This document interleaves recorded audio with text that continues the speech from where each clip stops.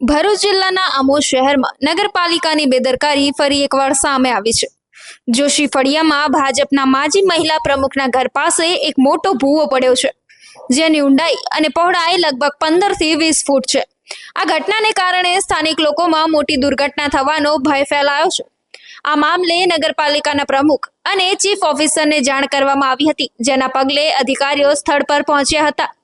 જો કે આ ભૂવો મુખ્ય માર્ગ પર પડ્યો હોવા છતાં તેની આસપાસ કોઈ બેરિકેડ કે ચેતવણીનું બોર્ડ લગાવવામાં આવ્યું નથી, જેને કારણે કોઈ અનિચ્છનીય ઘટના બનવાની શક્યતા વધી છે।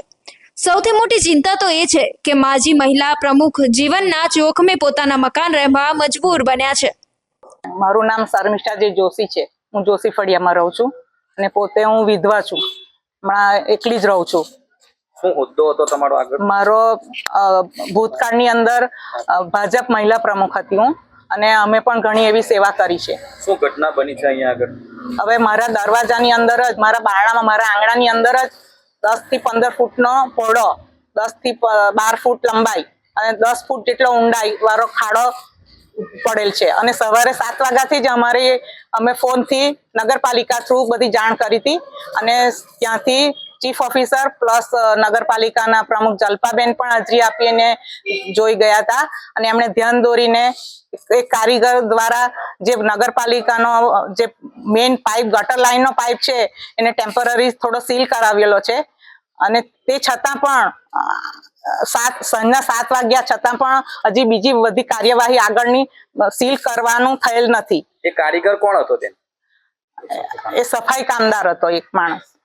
ને આ જે કામગીરી, રફ કામગીરી કરવામાં આવી છે, તેને લઈને શું કહેશો તમે?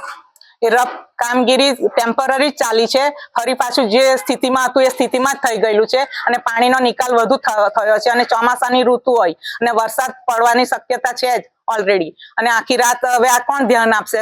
અને અહીંયાથી ગાયોનું પણ અવર જવર હોય છે, માણસોની હોય છે, અને અમારા તો છેક અંદર પગથિયામાં દિવાલની અંદર જ પાણી આવી ગયેલું છે, ગટર લાઈનના પાઇપ વાળું, અને દિવાલ અમારી એકદમ પોલાણ થઈ જાય એવી શક્યતા છે। હવે મને પોતે, હું એકલી રહું છું, મને ડર છે કે હવે આવી પરિસ્થિતિમાં મારાથી કેવી રીતે અહીંયાથી રહેવાશે। હવે તાત્કાલિક આ નગરપાલિકા ધ્યાન દોરી અને તાત્કાલિક આનું સમારકામ કરી, અને મજબૂત સમારકામ કે ભવિષ્યમાં ઘણીવાર પ્રોબ્લેમ નહીં આવે અને આવી ફરિયાદો ના આવે, તાત્કાલિક કરાવી દેવા અમારી ભલામણ છે। અને નહીં જોઈ થાય તો અમારે ઉપર જાણ કરવું જરૂરી છે।